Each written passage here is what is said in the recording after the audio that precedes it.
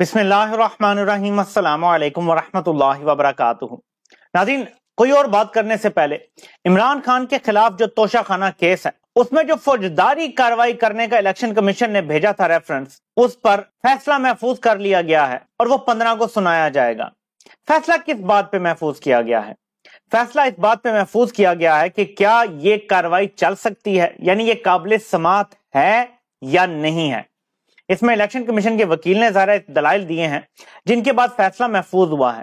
اب یہ کوئی ایسی چیز نہیں تھی کہ جس میں جج کو 3 دن لگ جائیں گے فیصلہ کرنے میں۔ ہم سب جانتے ہیں کہ کیا ہو رہا ہے، بیک گراؤنڈ پہ بلیک میلنگ چل رہی ہے، اور ظاہر ہے کہ عمران خان اگر بج نہیں کریں گے تو ان کو نائل کیا جائے گا، کچھ نہ کچھ کر کے ان کو ہو سکتا ہے کہ جیل سینٹنس بھی سنا دیا جائے، ٹھیک ہے، کچھ نہ کچھ کیا جائے گا، لیکن بلیک میل جاری رکھا جائے گا۔ ابھی تک کی جو اطلاعات ہیں، حالات بدل بھی سکتے ہیں۔ اسی سلسلے میں نواز شریف نے موجودہ جو ہینڈلرز ہیں جن کی ابھی تک کی جو پالیسی ہے اس میں کوئی تبدیلی نظر نہیں آئی، موجودہ ہینڈلر سے یہ کہا ہے کہ میں ایک دن بھی جیل میں نہیں جاؤں گا، حالانکہ نواز شریف کو سزا ہوئی ہوئی ہے، اور نواز شریف اگر پاکستان آتے ہیں تو انہیں جیل جانا پڑے گا۔ نواز شریف نے کہہ دیا جی میں پاکستان نہیں آؤں گا جب تک میرے کیس ختم نہیں کرتے۔ اس سلسلے میں نون لیگ نے یا شریف خاندان نے کہہ لیں اسلام آباد ہائی کورٹ سے رجوع کرنے کا فیصلہ کیا ہے ان کی سزا کالعدم قرار دینے کے لیے۔ باقی جو نائل ہے وہ پاکستان آ کے بھی وہ مینج کر سکتے ہیں، کوئی مسئلہ نہیں ہے، کم از کم جیل کا خطرہ ٹل جائے گا، کیونکہ شریف خاندان حدیبیہ پیپر مل اپنے مرضی کے لوگوں سے بند کروا چکا ہے۔ اگر یہ سارے کیس بھی بند ہو جاتے ہیں تو پھر شریف خاندان کی وائٹ کالر کرائمز جو ہیں وہ پکڑنا ناممکن ہو جائے گا، تو پھر ان کو فری ٹکٹ ہے، پھر ان کی آگے اولادوں کی بھی ہم نے غلامی کرنی ہے۔ یہ ایک ایسا وشیس سائیکل ہے جس میں ہمیں اسٹیبلشمنٹ نے پھنسا دیا ہے کہ ہماری نسلیں بھی اس سے نکل نہیں سکتی جب تک کہ ہم نے جدوجہد نہ کی اور فیصلہ نہ کیا کہ ان کے مقابلے میں کھمبا بھی کھڑا ہوگا تو آپ اس کو ووٹ دیں، لیکن ان خاندانوں کو آپ نے ووٹ نہیں دینا۔ یہ عوام کو خود فیصلہ کرنا پڑے گا، شعوری۔ دوسری طرف عمران خان ہے، کبھی کوئی اور بھی ہوگا، لیکن آپ نے ان خاندانوں کو رد کرنا ہے، آپ نے، آپ کے ووٹ میں بڑی طاقت ہے۔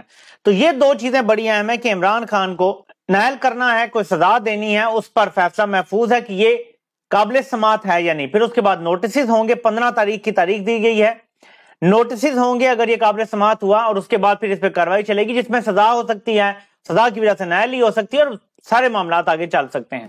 اب اس دوران جب یہ سب کچھ چل رہا ہے، جو اصل مزے کی آپ کو بات بتانی ہے وہ یہ ہے کہ آج کی خبر ہے، کوئی پرانی خبر نہیں ہے، آج کی خبر ہے۔ آپ کو ملٹیپل چیزیں بتاتا ہوں اس سے پہلے کہ پاکستان کو جو خطرناک ترین ملک قرار دیا گیا، افغانستان سے بھی زیادہ خطرناک پاکستان قرار دیا گیا ہے۔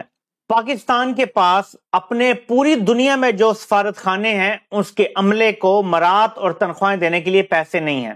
اس مہینے کوئی پیسہ نہیں گیا۔ وہاں جو لوگ رہ رہے ہیں وہ کہہ رہے ہیں کہ ہمارے پاس کرائے دینے کے لیے، بچوں کی فیسیں دینے کے لیے بھی پیسے نہیں ہیں، ختم ہو گئے ہیں۔ اس دوران ہمارا سلیکٹڈ الٹرا پرو میکس جو وزیر خارجہ ہے وہ بیرون ملک دورے کر رہا ہے۔ جب سے وہ آیا ہے، ٹریننگ اس کی شروع ہوئی ہے امریکہ کے کہنے پر، اس ٹریننگ میں وہ پاکستان رکا ہی نہیں ہے، آتا ہے کبھی یہ آدھے دن کے لیے، ایک دن کے لیے، پھر چلا جاتا ہے ہفتے 2-3 کے لیے، وہ ملک کے اندر ٹھہرتا ہی نہیں، اس کی ٹریننگ ہی نہیں ختم ہو رہی۔ دوسری طرف سفارتی عملے کو دینے کے لیے پیسے ختم ہو گئے ہیں۔ ڈیری کمپنیز نے یہ کہہ دیا ہے کہ موجودہ صورتحال میں ہم آپ کو خالص دودھ نہیں دے سکتے، تو ہم بھی بند ہو رہے ہیں۔ اس کے ساتھ ساتھ آپ کو ایک اور خبر بتاتا ہوں معیشت کے حوالے سے کیا آئی ہے۔ ایک لیڈنگ ٹیکسٹائل کمپنی نے کیا ہے، انہوں نے بتایا کہ 1.5 ملین یعنی 15 لاکھ لوگ صرف اس سیکٹر سے، ٹیکسٹائل سیکٹر سے نوکری سے نکال دیے گئے ہیں جب سے یہ امپورٹڈ رجیم آئی ہے۔ اس کے بھی بعد، یعنی پچھلے 4 مہینوں کی یہ صرف بات ہے۔ اس کے علاوہ ایک سروے ہوا ہے، اس میں لکھا ہے کہ 65,000 لوگ صرف آٹو سیکٹر میں، یہ جو گاڑیوں کا سیکٹر ہے، یہاں پہ نوکری سے نکالے گئے ہیں۔ اور رپورٹس یہ آ رہی ہیں کہ پورے ملک کے باقی سیکٹرز میں بھی اسی طرح سے لوگوں کا روزگار چھینا گیا ہے۔ ایک محتاط اندازے کے مطابق تقریباً 30 لاکھ لوگوں کا روزگار چھن گیا ہے پچھلے 4-5 مہینے میں۔ یہ امپورٹڈ حکومت کی سیاہ کاریاں ہیں۔ ایسے میں ان کا وزیر اعظم اور پوری ٹیم آتی ہے اور آ کے عمران خان کے خلاف مذہب کارڈ کھیلنا شروع کرتے ہیں۔ تو مذہب کارڈ کھیلا گیا، یعنی آ کے قوم کو یہ بتانے کے بجائے کہ ہم دیوالیہ کر رہے ہیں، نہیں کر رہے، اصل یہ نہیں کہ نہیں کر رہے، ان کے کہنے سے تو نہیں ہوگا، یہ کہہ دیں گے نہیں ہوگا تو نہیں ہوگا، نہیں، یہ آ کے بتاتے قوم کو کہ یہ ہمارا پلان ہے، اتنے ارب ڈالر ہم ایسے کریں گے، اتنے ارب ڈالر ایسے کریں گے، یہ جو 30 لاکھ لوگ ہم نے بے روزگار کیے ہیں، یہ جو 2 سے 4 کروڑ لوگ مزید خط غربت سے ہماری وجہ سے نیچے گئے ہیں، ہم ان کو ایسے نکالیں گے۔ کیا کوئی معاشی پلان دیا؟ نہیں دیا۔ کمپنی سرکار کی یہ لائے گئے لوگ آپ کو جانو جرمن والا وہ 1970s یا 80s کا ڈرامہ ہے، جس نے دیکھا ہے وہ سمجھ جائے گا. بہت مچور لوگ میری ویڈیوز دیکھتے ہیں، آپ کو یقیناً یاد ہوگا. جو واقعی پڑھا لکھا بندہ ہوتا ہے ایک طرف وہ ہوتا ہے اور ایک طرف جانو جرمن ہوتا ہے جس کو کچھ پتا نہیں ہوتا لیکن وہ گاؤں والوں کو بیوقوف بناتا ہے اور گاؤں والے اس کو جانو جرمن کہتے ہیں. مقابلہ ہوتا ہے دونوں میں کہ کس کی انگریزی زیادہ اچھی ہے. جو اصل میں پڑھا لکھا بندہ ہوتا ہے، دوسرے ملک سے بھی رہ کے آیا ہوتا ہے، وہ انگلش میں ایک سٹوری سناتا ہے کہ یہ گلاس آف ملک ادھر پڑا تھا اور سارا کچھ جو بھی سٹوری، لیکن اس میں کیونکہ وہ گلاس آف ملک کہتا ہے یا گلاس آف ملک کہتا ہے تو اس کو جج اس طریقے سے کیا جاتا ہے. جبکہ جانو جرمن کیا کرتا ہے 1 2 3 4 5 6 7 8 9 10 پھر اس طرح کی کوئی 3 4 باتیں کرتا ہے. جانو جرمن کو ونر قرار دے دیا جاتا ہے. وجہ یہ بتائی جاتی ہے کہ دوسرے بندے نے گلاس آف ملک کہا تھا اور گلاس اردو کا لفظ ہے، تو اس نے انگریزی میں کیونکہ اردو کا لفظ استعمال کر دیا ہے اس لیے اس کی انگریزی کمزور ہے. دوسرے والے نے کیونکہ کوئی اردو کا لفظ نہیں بولا اس لیے اس کی انگریزی مضبوط ہے. اب جو کمپنی سرکار ہے نا، اس نے یہ جو پی ڈی ایم ہم پہ مسلط کیے نا، یہ ایکچولی پاکستان کے جانو جرمن ہے. کمپنی کی اپنی سمجھ نہیں ہے، کمپنی کو معیشت کی الف بے بھی نہیں پتا. آپ یہاں سے اندازہ لگائیں کہ کمپنی کے جو ٹاپ کے لوگ بیٹھے ہیں وہ اسحاق ڈار کو یہ کہتے رہے کہ آپ نے ڈالر کو نیچے لانا ہے. کمپنی کے لوگوں کو معیشت کی اتنی بنیادی چیز نہیں پتا جو بچے کو پاکستان میں رٹی گئی ہے کہ ڈالر کو روکنے سے نقصان ہوتا ہے اور مصنوعی طریقے سے نیچے لانے سے نقصان ہوتا ہے. لیکن کمپنی اسحاق ڈار کو کہتی رہی کہ تم نے ڈالر نیچے لے کے آنا ہے اور تم بجٹ کی تیاری کرو. یہ پچھلے سال کی بات ہے. تو اب کمپنی کے لوگوں کا جو دماغ ہے، جتنی ان کی عقل ہے، جتنی سمجھ ہے، آپ یہیں سے اندازہ لگائیں. اور یہ لوگ 75 سال سے ملک چلا رہے ہیں. میرا ایک کلپ ہے جو میں آپ کو سنانا چاہتا ہوں. 75 سال میں ہر چیز ان کے کنٹرول میں، ہر چیز. سیاستدان ان کی کٹپتلیاں رہی ہیں ہمیشہ. جس نے تھوڑی سی آنکھیں دکھائیں، بھٹو نے تھوڑی سی دکھائیں تو اسے نشان عبرت بنا دیا. عمران خان نے کہا جی میں آزاد پالیسی رکھوں گا، نشان عبرت بنانے کا کام چل رہا ہے. ابھی آگے بھی دیکھیں گے مزید کیسز بنیں گے. کیا تو یہ مارشل لا لگا چکے ہیں لمبے لمبے. ملک کیوں نہیں ٹھیک ہوا مجھے ذرا بتائیں. سال سے جو ایک یہاں بنا ہوا ہے، ایک منوپلی بنی ہوئی ہے، پورے سسٹم کو ان لوگوں نے ہائی جیک کیا ہوا ہے. یہ سب کو کنٹرول کرتے ہیں پھر بھی سسٹم ٹھیک نہیں، ملک ٹھیک نہیں، نہ پولیس ٹھیک، نہ بٹوار ٹھیک، نہ اسپتال ٹھیک، نہ عدالتیں ٹھیک. کیوں نہیں ٹھیک؟ ان کی منوپلی ختم ہو جائے گی جس دن سسٹم ٹھیک ہو گیا. یہ ہے اصل لڑائی، اس کو سمجھیں. سسٹم کو ٹھیک نہ ہونے دینا ان کی بقا کا مسئلہ ہے. یہ ہے اصل لڑائی ہم پاکستانیوں کی. ملک کا سارا بڑا بزنس مین ان کے کنٹرول میں ہے. وہ سب جانتے ہیں کہ یہ ناراض ہو گئے تو ہمارا کاروبار ٹھپ ہو جائے گا. وہ ان کو راضی رکھتے ہیں. ملک کے جتنے ٹاپ کے جو فساد کر سکتے ہیں نا مولوی، وہ سب ان کے کنٹرول میں ہیں. سب 1 to all، ایک بھی ان کے خلاف نہیں کبھی جا سکتا. سیاستدان جتنی بڑی سیاسی پارٹیاں ہیں، عمران خان ابھی ایک ایکسیپشن ہوئے ہیں، ساری سیاسی پارٹیاں ان کے نیچے لگی ہوئی ہیں. وہ لائن میں لگے ہوتے ہیں کب ہمیں چاٹنے کا موقع ملے گا. کوئی سیگمنٹ آف سوسائٹی ایسا نہیں ہے جس کو انہوں نے اپنے پاؤں کی نوک کے نیچے نہیں رکھا ہوا. پھر سسٹم کیوں نہیں ٹھیک ہوتا؟ پاکستان میں کیوں قانون کی بالادستی قائم نہیں ہوتی؟ سب عدالتیں ان کے کنٹرول میں ہیں، جس سے چاہتے ہیں جو فیصلہ لیتے ہیں. سو ہر چیز ان کے کنٹرول میں ہے. پاکستان کے سارے ادارے ان کے کنٹرول میں، تمام بڑے بیوروکریٹس کی فائلیں ان کے پاس ہوتی ہیں. ان کی منوپلی ختم ہو جائے گی جس دن سسٹم ٹھیک ہو گیا. یہ ہے اصل لڑائی، اس کو سمجھیں. کمپنی نے کیسے ظلم کیے ہیں اپنے مرضی کے چوروں کو رکھنے کے لیے، اس کی ایک مثال دیتا ہوں آپ کو کہ کیا رپورٹ آئی ہے اس سال کے حوالے سے کہ پاکستان میں کتنے خطرات ہیں.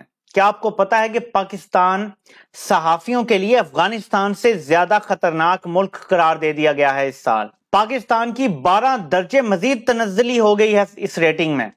یہ ذرا آپ کو دکھاتا ہوں، آپ نے یہ چیک کرنا ہے. یہ پاکستان ہے، اس کی ریٹنگ آ رہی ہے 157، پچھلے سال تھی 145. اچھا، عمران خان کے دور کو یہ فاشسٹ اور پتہ نہیں کیا نہ کیا کہتے تھے. اب 157 پہ چلی گئی ریٹنگ. اور یہ میں آپ کو افغانستان کا دکھاتا ہوں، یہ 156 پہ. یہ ہم سے ایک درجہ بہتر ہے. پاکستان افغانستان سے بھی نیچے چلا گیا، ماشاءاللہ، مبارک ہو آپ کو. روس، جس سے امریکہ اتنی نفرت کرتا ہے، جس کے بارے میں کہا جاتا ہے کہ وہ پابندیاں لگاتا ہے، روس بھی ہم سے بہتر ہے. پاکستان 157 پہ آ گیا ہے. میرے پاکستانیوں، یہ حال کیا ہے کمپنی نے. پاکستان میں ظلم کی انتہا کی ہے. کوئی محفوظ نہیں ہے، سچ نہیں کوئی بول سکتا. آج کے دور میں جو بولے گا نشان عبرت بنا دیا جائے گا. ایسے ملک چلتے ہیں. جب تک کمپنی یہ ریئلائز نہیں کرے گی کہ یہ عقل کل نہیں ہے، پاکستان ٹھیک نہیں ہو سکتا. Mark my words. Known league کے 2013 سے 18 کے 5 سال. سمپل 2 چیزیں آپ سمجھ جائیں، آپ کو سارا کھیل سمجھ آ جائے گا. اور میں یہی ویڈیو ختم کروں گا کہ کمپنی کیسے ان کو واپس لے آئی. میں قاصر ہوں سمجھنے سے کہ کیسے ہوا یہ سارا. نمبر 1، بجلی کے مہنگے منصوبے لگائے. بجلی خریدو نہ خریدو قرضہ دینا، یعنی آپ نے کرایہ دینا ہی دینا ہے.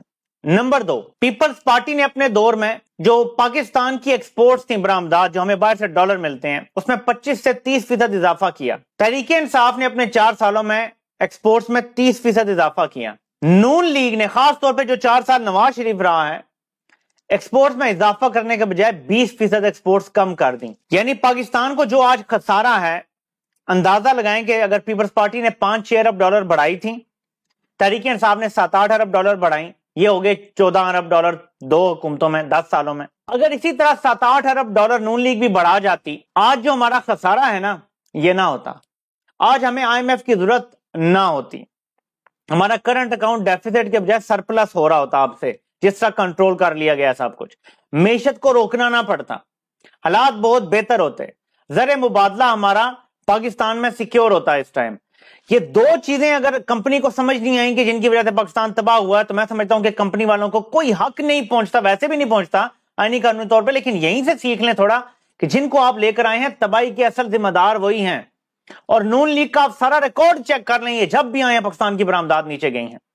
اور یہی پاکستان کو لاحق سب سے بڑی بیماری ہے کہ یہ امپورٹ بیس معیشت بناتے ہیں، جس میں پھر اینڈ میں آپ کو کھائی میں گرنا پڑتا ہے. کمپنی کیا فیصلہ کرتی ہے یہ دیکھنا. لیکن عمران خان آج اپنی معاشی ٹیم کے ساتھ عوام کے سامنے آئیں گے، آپ کو سلوشنز بتائے جائیں گے. مذہب کارڈ نہیں کھیلا جائے گا ان کی طرح، آپ کو سلوشنز بتائے جائیں گے، وہ بھی آپ دیکھیے گا لازمی. اللہ پاک آپ سب کا حامی و ناصر ہو. آپ سب کے سننے کا بہت بہت شکریہ.